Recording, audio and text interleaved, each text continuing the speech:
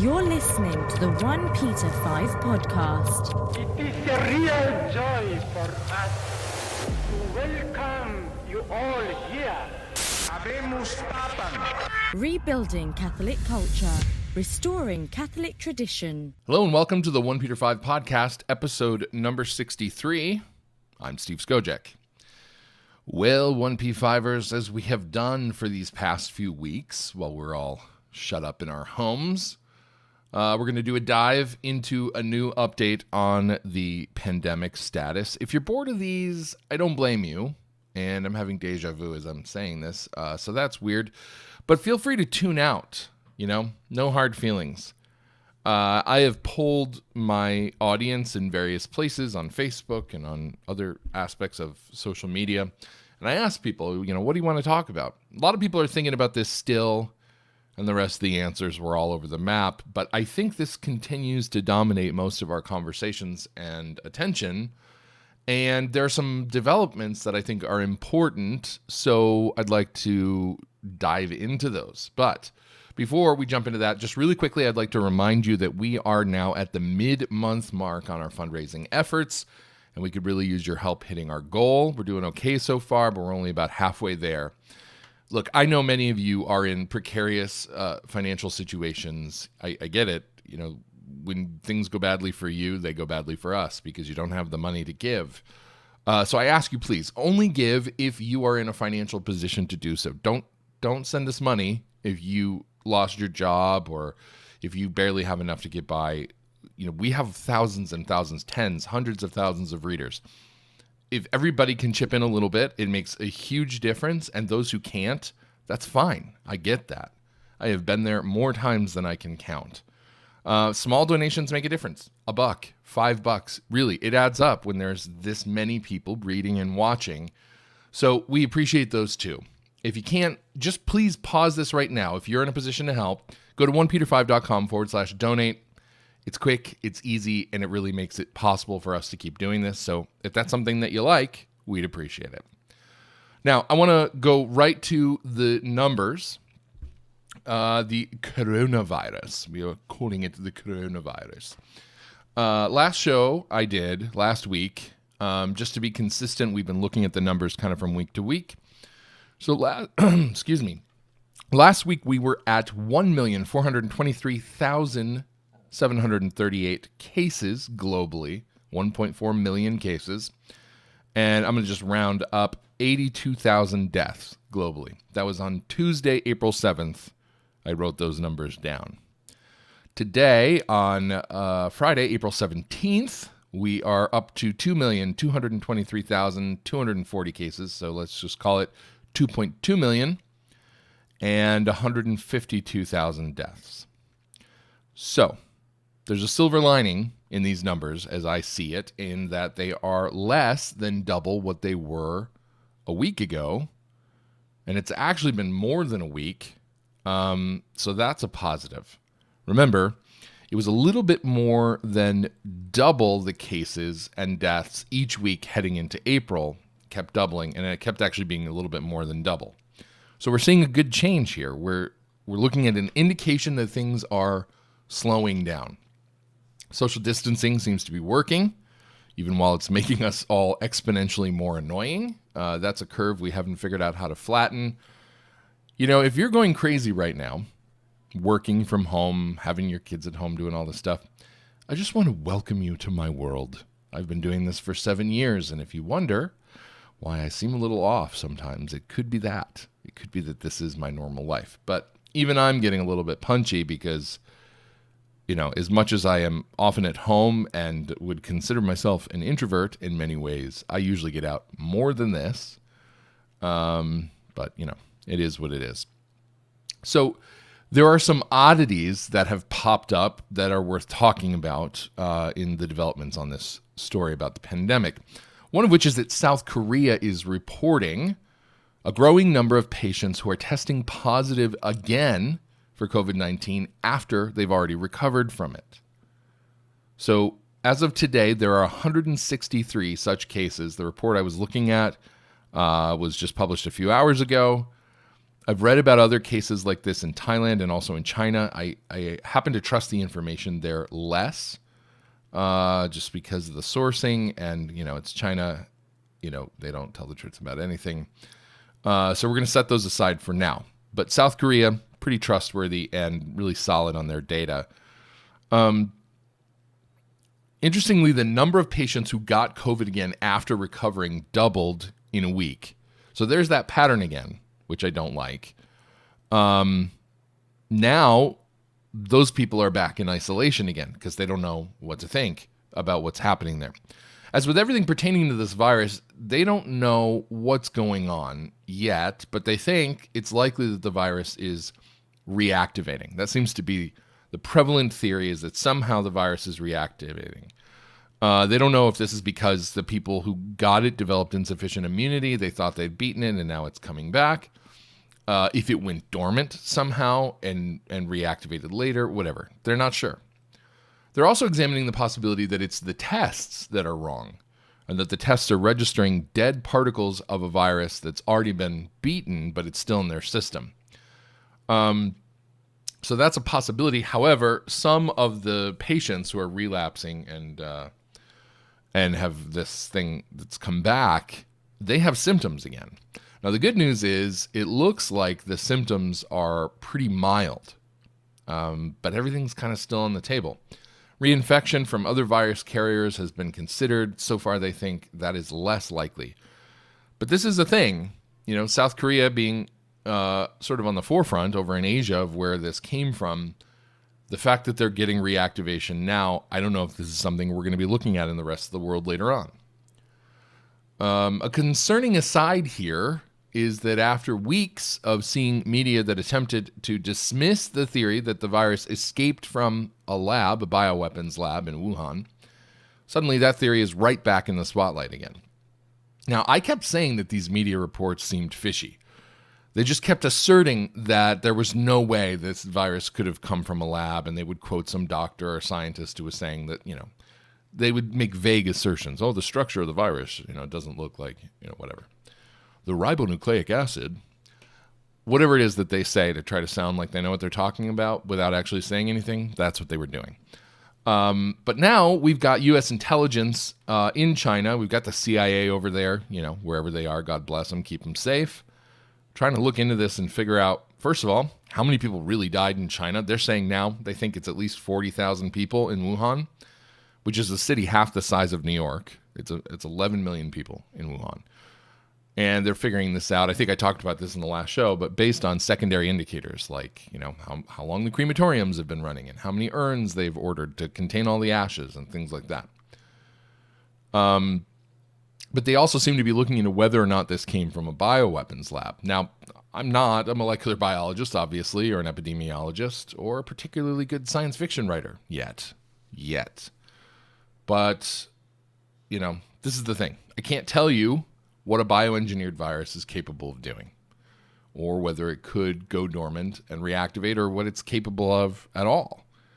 A lot of that just kind of comes out of your imagination when you hear this stuff. So I'll leave the jury out on that. But it does make you wonder when you're hearing that it's doing weird things and that they can't figure it out. And oh, by the way, it may have escaped from a bioweapons lab. Kind of, I don't know, turns on my red flags. My suspicion-o-meter cranks up a little bit. There's another really significant story on this time out of Boston. There's a homeless shelter there that had a small cluster of COVID cases, and they decided, you know what, we're going to try something that hasn't been done anywhere else. We're going to test everybody in the shelter. So this is referred to as universal testing, and it hasn't been done in any large scale anywhere, but they had a contained population, and they knew they had infections within, so they're like, we're going to test everybody. And most places, they're just testing people with symptoms. They have to at least have a fever. They have to have certain things because there's still a limited number of tests. They're being manufactured. They're developing new ones. I heard they're going to be doing a saliva test. Apparently, the original test, they stuck this long Q-tip swab like all the way up your nose into the back of your throat. It looked incredibly uncomfortable. It looked like, I don't know if you ever saw Total Recall where he has to stick the thing up his nose to pull the implant out of his brain. That's what it reminded me of. Did not want to get that test. But now they're talking about saliva tests and blood tests and things like that. So there's different tests being developed, but there aren't enough. So they're not testing everybody. You've got to have symptoms. You've got to be presenting in order to get tested.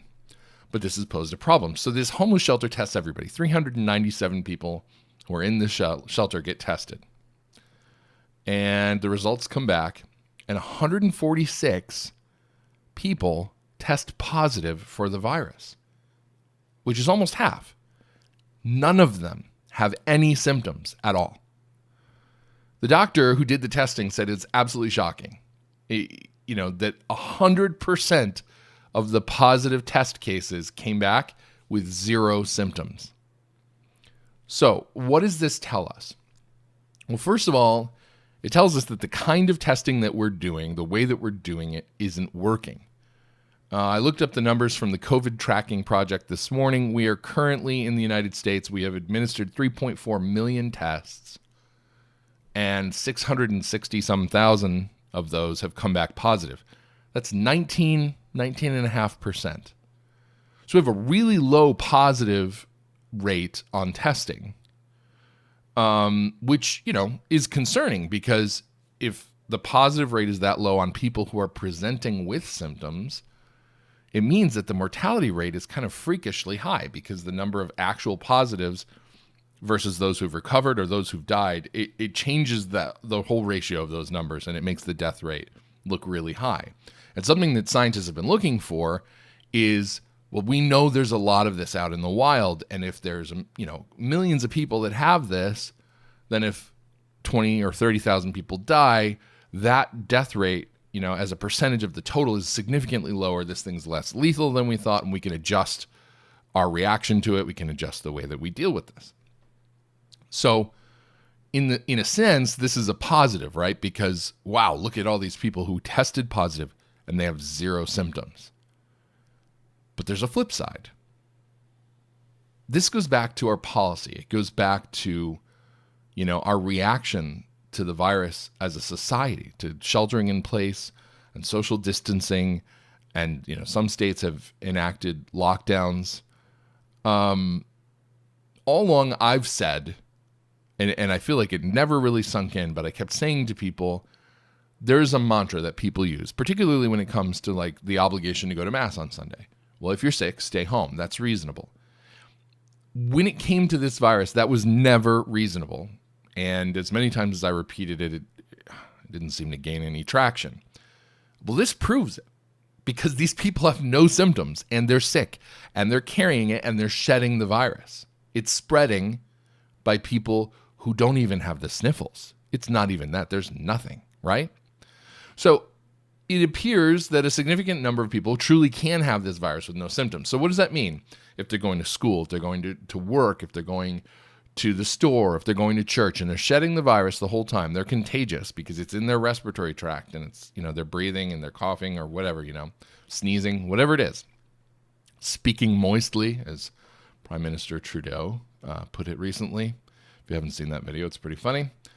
They are the kind of people who are not likely, if you don't have symptoms, to be careful about contaminating things. You're not going to go out of your way to make sure that if you rubbed your nose and you touch the shopping cart that you're going to sanitize, because you don't think you're sick. So you're not going to go out of your way to do that. It doesn't register. So what if these people are healthcare workers or home health aides? What if they're the folks delivering groceries to the elderly and the sick who are trying to be careful not to go out in public? The kind of people who don't have symptoms are the ones you're going to want doing those jobs. But what if they're infecting them? This is why this idea that we could just quarantine the sick people without testing the people who are going to be taking care of them never made sense. So I think that there's a couple of things here that we need to think about. We need some kind of easy universal testing to happen en masse. I think most people would volunteer to get tested. I would. I want to know if I've had it. It's helpful information. If I've had it, it's good to know. Oh, okay, then I guess it's not going to kill me. If I haven't had it, then I have to take that into account. If I have comorbidities or you have comorbidities and you're like, well, I didn't have it, and now I still need to be careful. It's good to know, and it would help the overall data that is shaping our assumptions. I also just think that this is why an abundance of caution was always necessary dealing with this, and closing public gatherings, including masses, was the right move, even though a lot of people disagree with me. And they have these masses now, which I get, these parking lot masses where people sit in their cars. Now, I appreciate why people want to do that. I personally don't get it because I'm old enough to remember drive-in movies, and if you weren't sitting in the front seat, you couldn't see anything. Now, I have a hard time getting my kids to pay attention at mass. Anyway, if they're sitting in the back seat of a car and can't see anything and can't really hear anything, I can only imagine the fighting and the climbing over seats, and somebody kicked me, and it would not be a very prayerful experience of going to mass if you went as a family. At least when you're live streaming mass, the camera's zoomed in on the altar and the kids are actually seeing what the priest is doing, which is often not the case when we're in a parish because you're out back with somebody who's fussing, or you didn't get there in time to get a pew up front or whatever. There's been some advantage logistically, pedagogically, to being able to watch mass on TV because you can see more, you can hear more. But I get people want to be present for mass. So they're doing these parking lot masses, and I see that in New Mexico, one of the dioceses in New Mexico, they've already started doing this again because they don't want people to go any longer without masses. I still think refraining from communion is the right move. It's too easy to transmit it that way, and a priest wearing gloves isn't going to even realize necessarily that he just touched someone's tongue. I guess this is prudential, but again, you can get it, you can spread it, and you can not know you have it. So it's something to keep in mind. But the bottom line is we just need more information. We need to get on this. We need actionable data so that we can get things back up and running. Now, the good news for everybody, and I think it is everybody, who's worried about the economic fallout of this, President Trump said yesterday that we're going to move toward a 3-phase plan to reopen the country and get things functioning again. Now, if you're not in the United States, I don't know how things are being dealt with where you are. We obviously have the most cases here, at least the most confirmed cases, and that's significant. And New York has been the single hardest hit place in the world. But we need a plan because this can't go on indefinitely. So Trump is asking states and cities to confirm a 2-week downward trend in coronavirus symptoms and cases before they ease lockdowns. He said it's going to be different in each place because everybody and every place has been affected differently by this. This is, something that a lot of people have been concerned about is there hasn't been a differential. New York is obviously hit hard. Michigan, Massachusetts, there are places that have been hit really hard. There's other places where it hasn't hit hard. It hasn't hit that hard here in Phoenix, which for some reason I don't understand. We're the 5th largest city in the country. Maybe it's because we're really spread out. It's a 2,000 square mile city. There's, it's not a population dense city. Maybe it has something to do with the sunshine and the dry air. I really don't know. But, for having one of the biggest cities in the country, our case numbers are really low. We're not even in the top 10 or 15 last time I checked. So you need to adjust your expectations and your restrictions based on how that's happening. I think that one thing that's really great for political junkies out there is that this is really federalism in action. Trump made clear that the federal government can't figure this out for you from thousands of miles away, and that the governors should be doing this. And that's a nice little boost in the arm, for the 10th Amendment that's happening there. We don't see that a lot. And Trump's like, hey, states, it's up to you. I'm giving you the authority to figure this out because it should be you. So this is how the phases that he's laid out are going to go. Phase 1, you're going to start to see the reopening of places like restaurants, movie theaters, sporting venues, churches, gyms. Social distancing is expected to continue. Notice, everybody who's worried about this, that churches are in this first push. So he made sure that churches are going to be one of the first things to get reopened. A lot of people were worried that wasn't going to happen.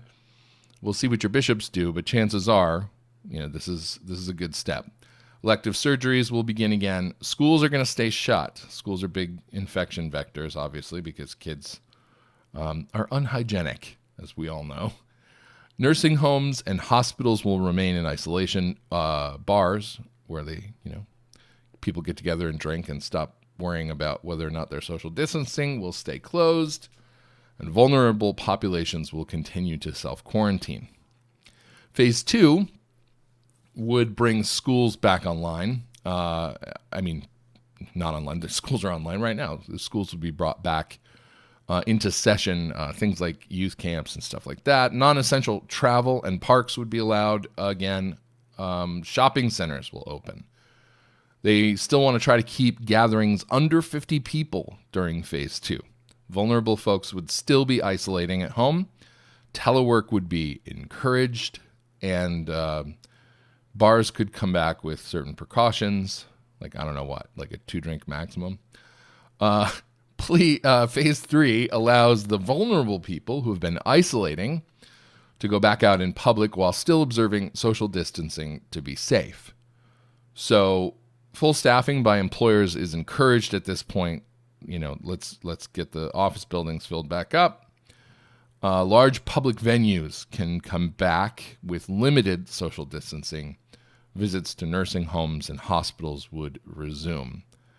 So there's not a timeline.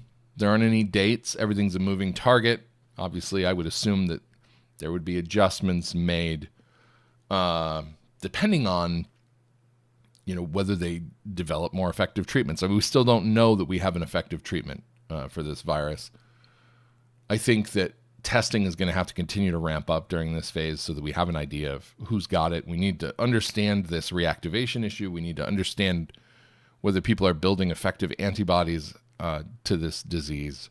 So there's a lot of questions that need to be answered, and hopefully they will be answered as all of these phases play out. I mean, Trump says that he wants everything to return to normal, not a new normal. He made that really clear in the press conference yesterday. He said he doesn't want a restaurant with 150 tables to only be able to seat 50, because that's going to kill businesses if they're even, still around, if they haven't been killed by this so far. He wants to see us get to the point where things will be back to true normal again, hopefully sooner rather than later. I think it sounds like a solid plan. There are reservations here. I wonder what happens if we move too fast. A lot more people will probably get sick if, we move too quickly. We reopen things too quickly. But we also can't destroy the world trying to keep that from happening either. We've got to find the balance. Sweden, interestingly, is a case study. They're the country in Europe that everybody was admiring for a while because they only did voluntary social distancing. They didn't lock anything down. But they have a crisis on their hands now. Over 1,000 deaths have happened in Sweden. Their doctors are talking about what a problem it's become.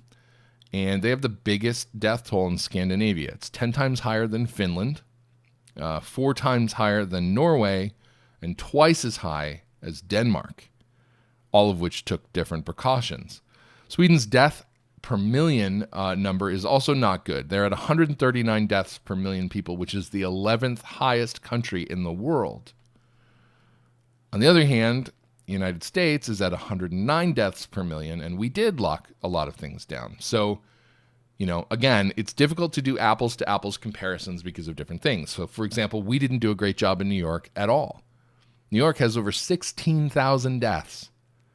And part of that is because they were encouraging people to go out and do stuff in public for Chinese New Year and things like that back in February, which was stupid. They shouldn't have been doing that. They should have been at least advising voluntary shelter in place, but they didn't do that. But if you take New York out of the equation, it significantly changes the numbers. There's 36,000 deaths in the United States as of today. You take out 16,000, you have 20,000 left. It would very much change that per million number. And actually, even if you take New York out, the next highest state is New Jersey, which is probably closely related in its death toll to New York because there's so much intermixing between those two populations. New Jersey has 3,800 deaths.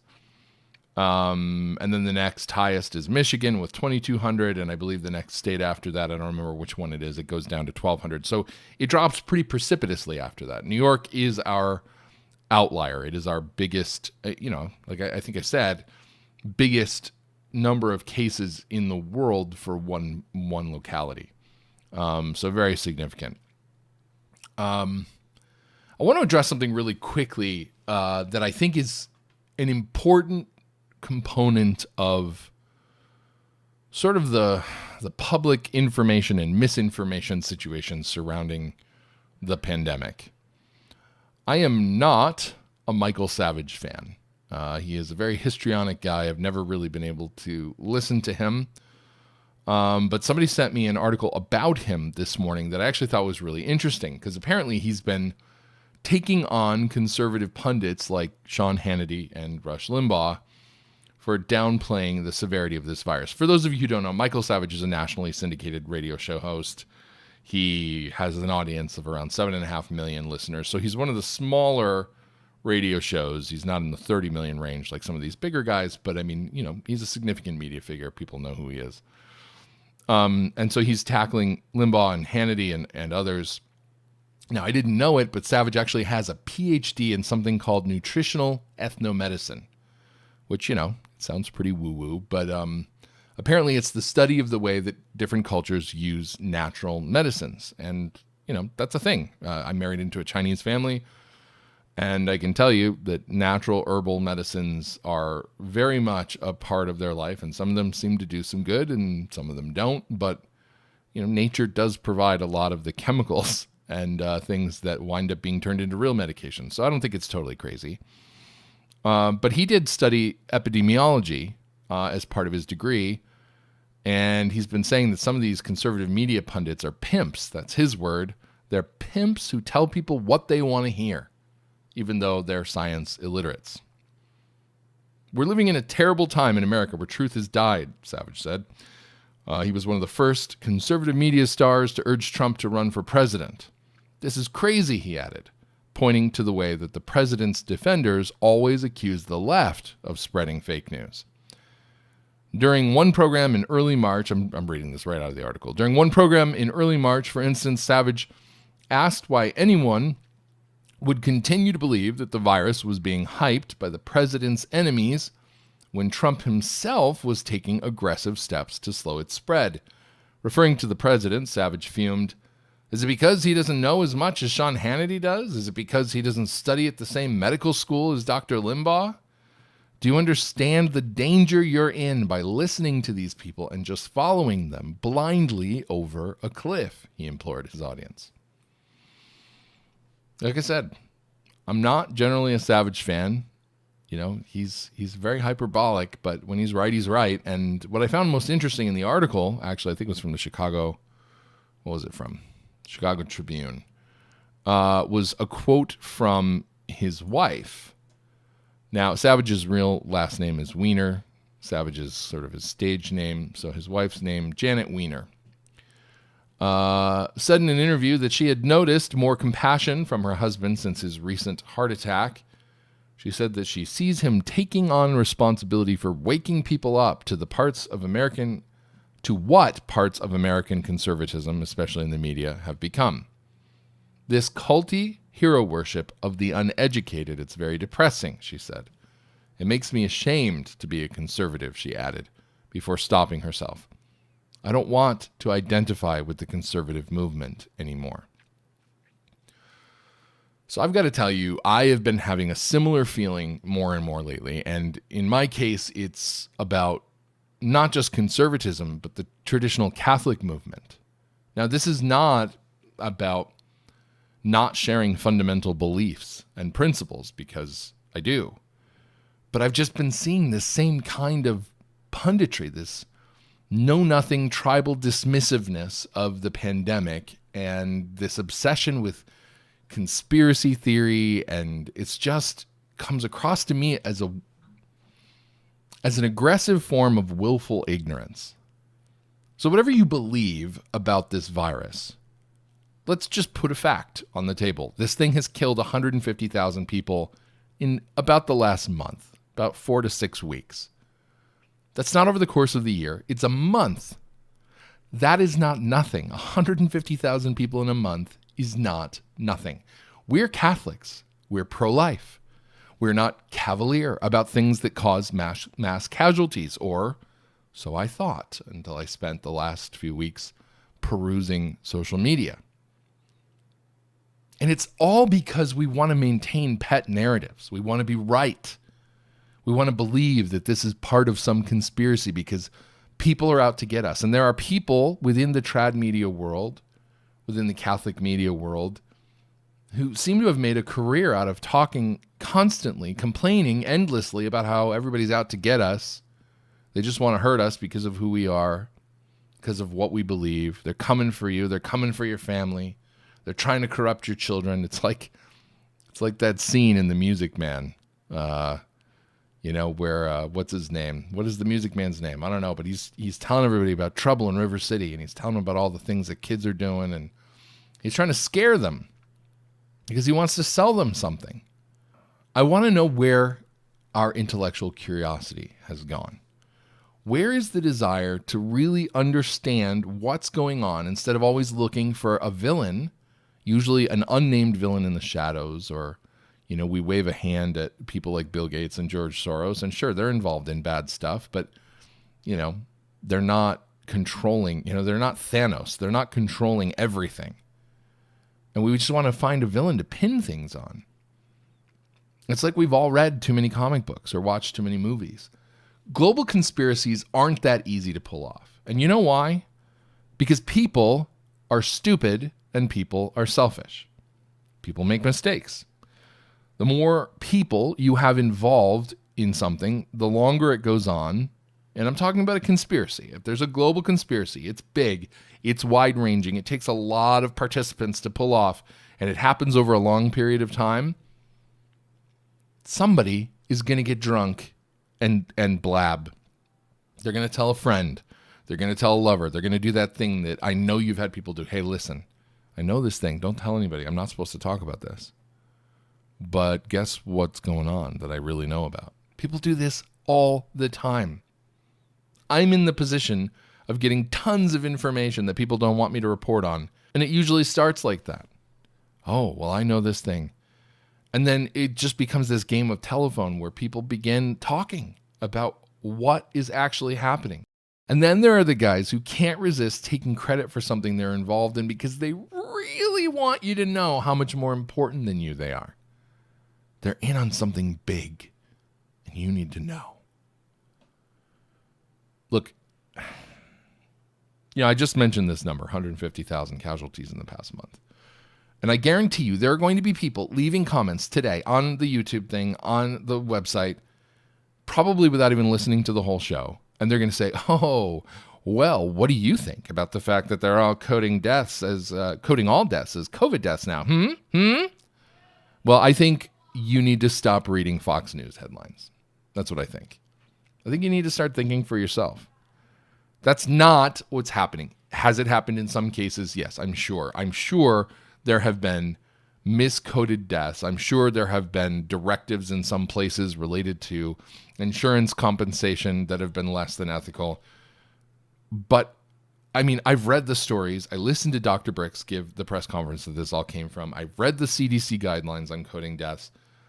Did you know, though, that it's actually a fraud to purposefully misreport a cause of death? It's illegal, especially if it's for monetary purposes. Doctors who get caught doing that are going to lose their licenses. And there are doctors out there trying to get this message across to the public. They are required by law to do things correctly. But, those stories are getting buried mostly in small media outlets. I think one of them may have gotten picked up in the Washington Post, but it's showing up on Oklahoma News Channel 4 or whatever. That's where these stories are living. Because, why? Because it's not as sexy as a conspiracy theory that gets conservative base all whipped up into a lather. That generates clicks. That sells advertising revenue on cable news. Us versus them thinking is tried and true.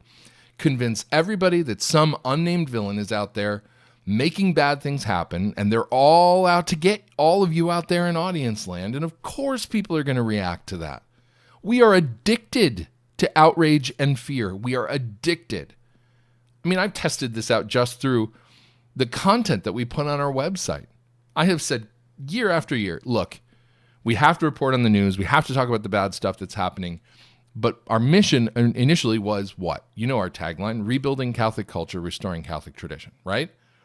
So I wanted to put edifying stuff out there. I wanted to teach people. I wanted to show people the way Catholics lived and what was beautiful about the faith. And you know what? Sometimes one of those articles goes gangbusters. Sometimes it gets shared. I mean, the most shared article we've ever run is the one that my wife and I wrote about chalking the doors at Epiphany. It's got like 140,000 Facebook shares. It's ridiculous. It's edifying. It's something you can do at home. And it's our number one article. But most of those types of articles, they get 100 shares, 200 shares, very few comments. Nobody cares because it's not as exciting as being mad because the Pope did a bad thing. It's not as exciting as being upset because the German bishops are heretics and they're doing something scandalous. We are drawn to this stuff. And so we have to find a way to balance our desire to watch the flaming car on the side of the road and to keep our eyes on the road ahead and not crash into somebody else. We need to be able to say, okay, I want to be informed about what's going on in the church because I have an obligation to pray about it, to inform myself, to take action where possible. I need to know, but I don't need to become obsessed with it. I don't need to be consumed by the darkness. And there are people out there in the Catholic media world, I'm not going to name names, you could probably figure some of it out for yourself, who've been consumed by the darkness. They have stared into the abyss of corruption in the church for too long, and it's taken them over. They have no charity left. They can't stop attacking people. Anybody who disagrees with their pet theories suddenly becomes suspect of being controlled opposition and, paid and having their strings pulled by shadowy, unknown forces. It's absurd and laughable in a way, but it's mostly sad. This stuff will ruin you. I consider myself a fairly balanced guy when it comes to my approach to these things, but it is not good for you to spend too much time focusing on how much evil has infiltrated the church. It eats away at you. You have to turn. You have to put a filter on. You have to say, you know what? I'm not going to read every bad story. I'm not going to cover every bad story. I'm going to look at a headline and say, I don't even need to know about that. Let's move on. Because today I can't take another thing. But there are people who know that a lot of us don't have that restraint. And, all of us at times don't exercise that restraint. It's like junk food, You eat a couple Doritos and you want to eat handfuls of them. And you have to just walk away. You hand somebody the bag and say, don't let me near those because I'm just going to eat a ton. A lot of this kind of news is that kind of junk food. So, yeah, coming back to the topic we're talking about, there's going to be a lot of miscoded deaths, I'm sure. There's also going to be deaths that are happening that never get coded because they can't get a confirmed test because they don't have a kit and this person is already dead and they have to get buried, or they're getting cremated or whatever it is that's happening. So the body never gets tested, but they had all the symptoms. I would actually expect that it's responsible for doctors to say, this person was exhibiting all the symptoms of COVID-19. They had a fever of 104, 105. They were experiencing acute respiratory distress syndrome. We had to put them on a ventilator. We never had a test. We had to intubate, whatever. Yeah, those should be presumptive COVID deaths. I don't have a problem with those being coded that way. If somebody has COVID and it's severe, it also causes secondary complications. We've known this from the beginning. It can cause heart and liver and kidney failure. It can cause sepsis. One of the first patients that I saw a video from who was recovering from the virus had sepsis because it causes blood toxicity. We've known all along that it exploits weaknesses in our immune system. In Italy, 75% of the dead had hypertension. We know that it exploits high blood pressure, diabetes, obesity, heart disease. None of this is news. It exacerbates existing problems. It takes people who had cancer, recovered from cancer, were healthy, the cancer was in remission. Young people, active, working out, hiking, whatever. And it killed them. I read 2 cases like that. So we know that it does this. And I tell you what, let's say you have heart disease. Let's say you don't have a great heart because of whatever, obesity, sedentary, all the things I have going on. I don't have heart disease yet that I know of, but I'm a candidate, right? I sit at a desk all day and I don't get nearly enough exercise. And I have a wife who's a very good cook and, put on some weight over the years that I'm not super happy about, right? So I'm vulnerable. Let's say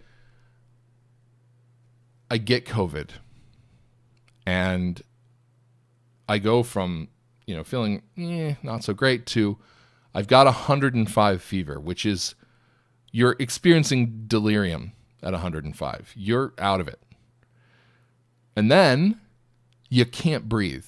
Your O2 saturation is dropping in your blood. You're gasping for breath. You're coughing so hard that you're getting dizzy and feeling like you're going to pass out. If your heart isn't strong, you really think that's not going to cause a heart attack, that it's not going to trigger one? Because I'm sorry, it is. And so what do you put on the death certificate? Do you put heart attack like, some 50-year-old, some 55-year-old guy who was fine managing diet, exercise, heart medication, would have lived another 20 years, but he died this month because of COVID, having exacerbated his heart condition to the point where he had cardiac arrest. Yeah, it should be coded as a COVID death. I absolutely believe that. So I would encourage all of you, just don't let other people form your opinion for you. Do your own research. And that includes me. I'm glad you're listening. I'm glad you're watching. I hope you find what I'm saying valuable, but if you believe I'm wrong, good, fine. Just make sure that you believe I'm wrong because you did the research. You looked at the numbers, you read opposing viewpoints, you got stuff from all different kinds of media and didn't just say, oh, well, that's in the New York Times. I'm not going to read that. Read everything, trust but verify. Make sure that if your red flags go up because something seems like fake news, then double check it somewhere else. That's all any of us can do. But we should be forming our own opinions. You may end up being right and I may be wrong. But I'd rather hear it from you, preferably, please, without all the snark and derision that some people can't seem to stop themselves from displaying, than because, well, I was listening to Rush Limbaugh and Rush Limbaugh said, don't say that. Don't say it to anybody. You could reference and say, well, I heard this and this is what I think, but I have a question about this. Be reasonable. Don't parrot beliefs, because that's how this stuff gets out of hand. And speaking of other people saying things, how's that for a segue? Did you guys catch that the Pope actually said it's dangerous for us to live the faith detached from the sacraments? Apparently he did. This is the church in a difficult situation that the Lord is allowing. But the ideal of the church is always with the people and with the sacraments, always. Pope Francis said this in his homily this morning. According to Crux News, in his homily, the Pope reflected on serious concerns about the faithful not being able to come together as a community to celebrate Mass or to receive the sacraments because of government restrictions against people gathering in groups as part of efforts to stem the spread of coronavirus. Masses, prayers, and faith-based initiatives have been offered online, and the faithful have been encouraged to make an act of spiritual communion given their lack of access to Holy Communion. But this is not the church, the Pope said. One's relationship with Jesus is intimate, it is personal, but it is in a community. And this closeness to Christ without community, without the Eucharist, without the people of God assembled together, and without the sacraments is dangerous, he said. It is dangerous because people could start living their relationship with God just for themselves, detached from the people of God. So there's some good and some bad there. Lately he seems like he's doing more of these kind of orthodox statements, probably because, he's not getting a lot of good PR right now. The world is weird. He's been knocked off of everybody's radar. And this is a good way to get back in front of people, because his significance dropped the minute that this thing got out of hand.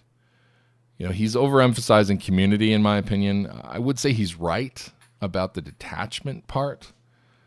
Being cut off from the sacraments or even the experience of going to Mass regularly, it's going to be hard for a lot of people to get back in the habit. Many people probably won't go back. I expect a lot of the nominal Catholics that really fill out the bulk of the numbers in the church, they may never darken the doorstep of a church again. And maybe that's a good thing in a way. And people get mad at me when I say this, but there's a lot of dead wood in the church. 90+% of Catholics admit to contracepting. 22% say they go to Mass on Sunday and holy days with regularity. Real presence belief is under 50%. There's massive support for things like gay marriage. Cohabitation is an almost universal practice before marriage. I mean, I got married in 2003, so 17 years ago this year. And my wife and I went on a couples retreat that was mandatory as part of our marriage prep. And I think there was like 70 couples. It was a big cafeteria full of couples. And they asked, how many of you are already sleeping together? And I think it was maybe 4 or 5 couples. Hands didn't go up. I mean, people didn't even care. They just admitted it. This was almost 20 years ago. This is just where things are in the church. And I think that the church needs to shrink before she can be effective at re-evangelizing these people and really getting them back on track. Because right now they're showing up and they're not being challenged. They're not being told to stop sinning. Or if they are, they're not being told in a way that's making them want to change. They're not being told to stop cohabitating, contracepting, voting for pro-abortion politicians, whatever it is that they're doing. That's not helping them get to heaven. And if they're receiving the Eucharist in mortal sin, that's terrible for their souls and it's offensive to God. So them continuing to be in that environment, totally oblivious to the damage they're doing to themselves, I struggle to see that as a good thing. Now, there are people who disagree with me and say, well, if they're there, they have access to the grace. Maybe, but I think hearts are hardened. And so it's been my hope all along that this forcible separation from the sacraments that we're enduring would help us to stop taking so many things for granted. I hope that it'll help us get focused, to help people who are trying to find a good Mass, to stream from home. And who's being really active about promoting the live streams? It's the trads, right? So maybe those people will give the traditional Mass a try for the first time because there's no social pressure. There's no worry about not knowing what to do or how to dress or how to follow along or how people will look at them. In fact, they can even pause in the middle of the stream and try to figure something out that's going on. I have a feeling a lot of people are trying live stream TLM. They're trying the TLM for the first time via live stream. If you're willing to admit it, by the way, that that's something you've done for the first time, I would love to see that in the comments, just as an idea, just to help us understand, how prevalent this is. Because I suspect that a bunch of people are going to start going down that road because of what happened here. I think that this, though, is an opportunity to strengthen the church. I know I've said it before. I hope that it is. I hope that it will be. We're going to remember this. Our kids are going to remember this. They're going to remember that time. They're going to grow up talking about the time. They're going to tell their kids, hey, there was a time we couldn't even go to Mass. We couldn't get confession. We couldn't receive the Eucharist. If our children remain faithful, this is going to be a formative experience. Maybe it'll help them, too, not to take this for granted. It's a defining moment in a lot of ways. And it's historically totally unique, which honestly describes a lot of the things we've been through in the last few years. So I'll leave you with this. I think we're all having time to confront things, to grapple with things. We're all shut away in our homes. We're worried. We're bored at times because we don't have enough productive stuff to do. We have moments that, we're able to think during times that would have been caught up in the hustle and bustle of everyday life, in a commute, going to work, coming home. There's too much going on, right? But if we have more time, we find ourselves stopping and thinking. I've caught myself doing this a number of times, and I work from home, but where I just have a moment where the TV isn't on and, nobody's asking me to do anything, and I'm done with work, and I'm sitting there and I'm just thinking about life, and I'm thinking about the things I'm dealing with. And stuff I'm trying to figure out, and stuff I'm wrestling with, things that I have to change in my own life, and it's hard. The answers don't come nearly as quickly or as easily as I would like, or as clearly. They're elusive. And I find myself asking God, just help me figure this out, because I'm too dumb to do it on my own. And so I have a feeling many of us are experiencing this. So I'd like to ask you for something, and I'm going to try to remember to do this more often. I'd like to ask you all to please pray for some personal intentions of mine that are really important, if you would be so kind. But I also would like to ask you to pray for each other's intentions in the audience. Of all the members of the OnePeterFive audience, whether they're listening to the show, reading our articles, wherever they are, you don't have to know their names. Just pray for the OnePeterFive audience and their personal intentions. I've often felt over the past 6 years that the only reason the enemy has not torn me apart, and he has certainly tried, he has attacked me, he has attacked my family, there's been a lot of things that have gone on. It's because of your prayers. I absolutely need them.